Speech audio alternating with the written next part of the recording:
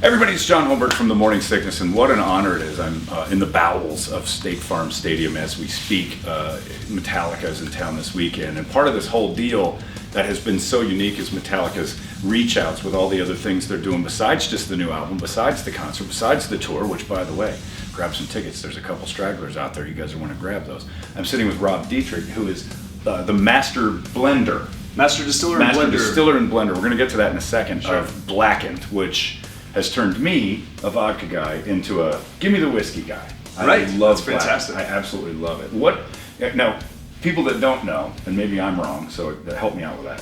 First off, let's start with distiller versus blender. What am I missing there? What I don't know? Well, so I think every distiller is probably also a blender. If you're distilling whiskey, you're taking the raw ingredients of grain, right. Which could be corn, it could be wheat, it could be barley, it could be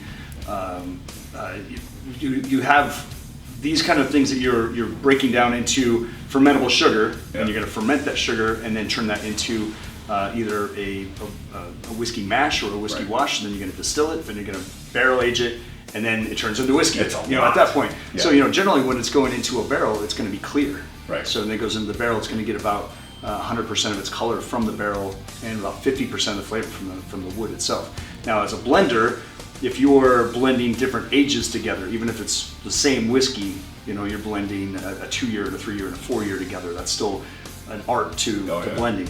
If you're blending other whiskeys together, which historically I think Scotland is kind of known for blending.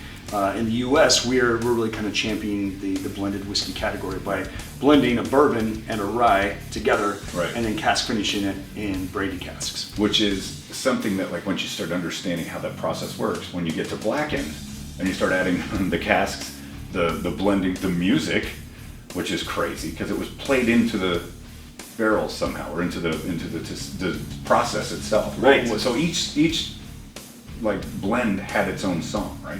It has its own playlist. Oh my God. Okay. So if you look at the top of a Blackened whiskey bottle, you'll see a batch number. Right. So that batch number, you can go to blackenedwhiskey.com, look up that batch number, see which band member, sometimes myself, selected the playlist, and right next to it is a Spotify icon or an Apple iTunes icon. You can download that playlist, and that playlist, correct, and that playlist was actually used in the sonic enhancement while it was cask finishing in brandy casks. And we applied some science behind this. Not some science, we applied a lot of science behind this. We worked directly with Meyer Sound, so anybody who's been to a Metallica concert or is going to go to the Metallica concert this weekend, they're going to hear that bass tone of Meyer Sound. All those speakers out there are created by Meyer Sound. We worked with them to create a proprietary device where we play low hertz music, the playlist, Metallica playlist, to the barrels while they're cask finishing. And what happens, if any of you have ever walked in front of a bass, like a subwoofer, and you feel that vibration in your chest, that movement, it turns you into whiskey? It can. Oh my God, this is amazing. But you feel that, and that's what we're replicating inside the barrel. So natural aging, when you're aging whiskey in a barrel, you char the inside of the wood, the pores of the wood are open during the heat of the day, the whiskey moves into the barrel, and then at night it expresses back in the barrel. That's how it's getting its color and interacting with the wood. If you're playing sonic enhancement, which we call black noise, you are making a vibration inside that barrel. So now it's interacting with the wood at a much more rapid pace than it would through normal aging. Wow. So this is what we call a sonic enhancement, until at some point when I can really sign off on the testing to know that we are actually making significant change in the aging process. So at some point, we hope to be able to claim that. Right now, we call it a sonic enhancement. So what would like a Ricky Martin whiskey taste like? So I've gone through, I've been asked this before, like what would a different playlist, a different kind of musician. And I mean, to be honest, excuse me, I'm so focused on the Metallica whiskey project that it's really what the nuances of what we can do with Metallica music. I haven't played around with other nuances, but if you look at the front of a Blackened whiskey bottle, where the word blackened is, you'll see a sound wave, and that's a physical representation of the movement of sound. Peaks and valleys, all movement in there. So you think about how hard-hitting Metallica is. You listen to like Whiplash, and you say bam, bam, bam, bam, bam.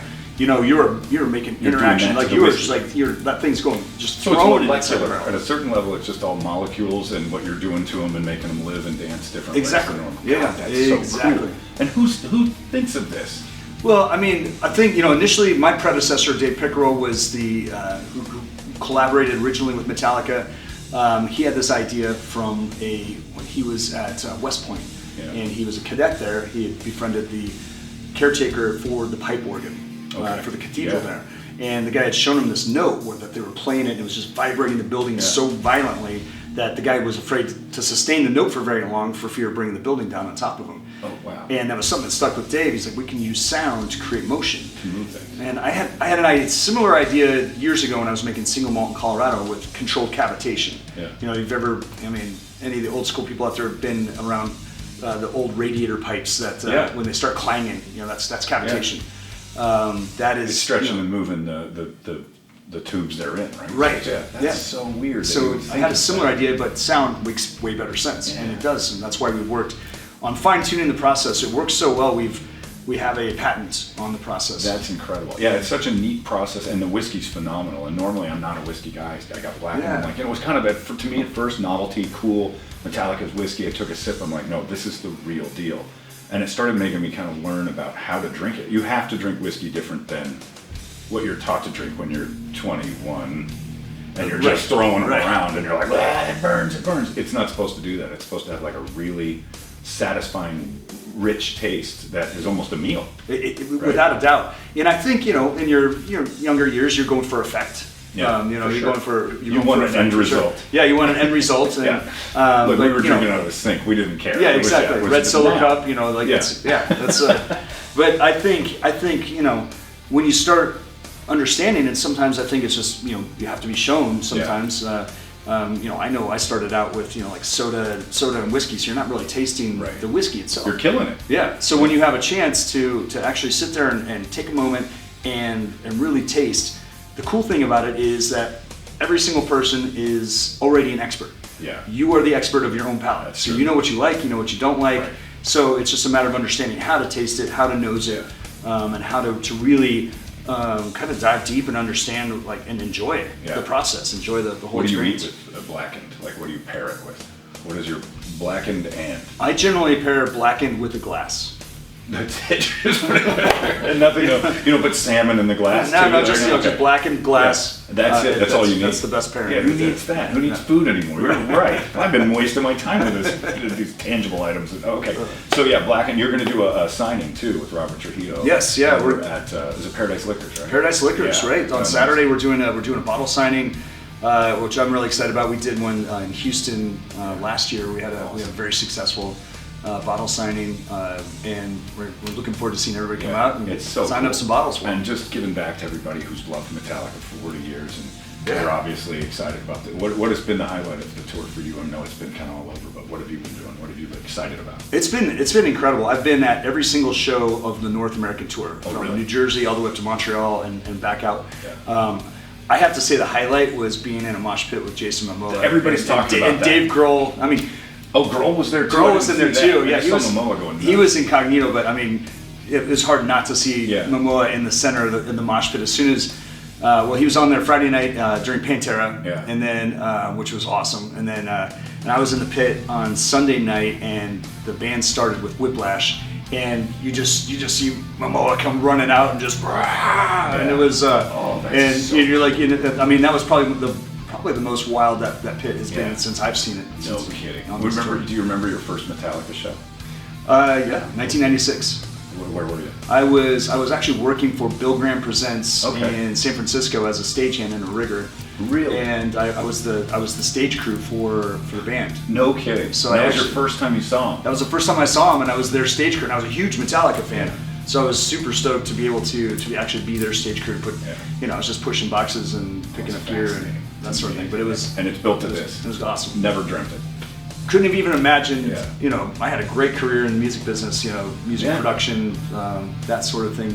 And then I, did a few tours, too many, and I was like, all right, I'm gonna do something else. And once I discovered I could make whiskey, or started learning how to make whiskey, this full circle, 16 years later, 16 years of making whiskey, I'm making it with with the band that you started. Exactly. That's crazy. Yeah. So did you present the idea to Metallica, or was it something that kind of just floated above both of you? No, I think that was an idea that they had. They understood that there was another way to connect to their audience, to their fan base. that's something that they've always taken so seriously that I always respect that how much they love and respect their connection, you know, and take that very seriously. So they were like, well, they'd asked their, you know, the family, it's like, if we were going to make a spirit, what would you want? It was hands down, it was whiskey. That's like, all right, well, we don't know how to make whiskey, so let's bring in some, you know, let's bring in experts so we can stand on our own and not just go to a large said, remember company, that rigger? you He's know. doing it now. Right. I just called you, so it's just this weird symbiosis. There was a lot of symbiosis, How for sure. crazy is that? Well, that's such a cool story. And so, how's Pantera been on the show? That's what I'm like. Oh, it's been killer. Like, I know Metallica's going to get like every bit of my attention and go crazy. Pantera is out there with them. That's insane. It was epic. I saw Pantera in 1994 when I was still in the Army. I was stationed upstate New York at Fort Drum. I was with the 10th Mountain Division. Okay. And I heard Pantera was playing in Syracuse, so we took a 3-day pass, and me and some buddies went down. So when Dimebag Darrell was still alive, and I remember, I mean, I was in that pit, and that was a crazy Everything pit was at that time. There was no place that no, wasn't the whole a pit for thing, and Pantera it was shows. just like elbows, and like you were getting. And I watched people get knocked out in that pit, Yeah. but I remember being right under Dimebag Darrell and seeing the green light through his Yeah. beard, you know, and I was like, It's awesome. Oh, that's so it was cool. it was a blast. It was Yeah. it And was, to see them back on stage, despite all that's happened, is so like, it's so awesome that they're doing this, and with Zach and Charlie. And they still have that same presence, that same kind of power. Man, It's so cool. so You're getting me good. excited about this show. It's good. We're not even there yet. And I can kind of hear in the background there's some music playing. Awesome work. Rob Dietrich is the master distiller of Blackened, and there's so much you can do with this whiskey. Mainly just put it in a glass, like you said, and just sip it and have a great time. The signing tomorrow is over at Paradise. I believe that's Saturday, September 2nd. So you guys can head on over there. I guess that's 2 days. And 2 to 3 o'clock. So we'll have all the info on our website. Thank you, man. Oh, it's a pleasure. Awesome. Absolutely, yeah. There you go.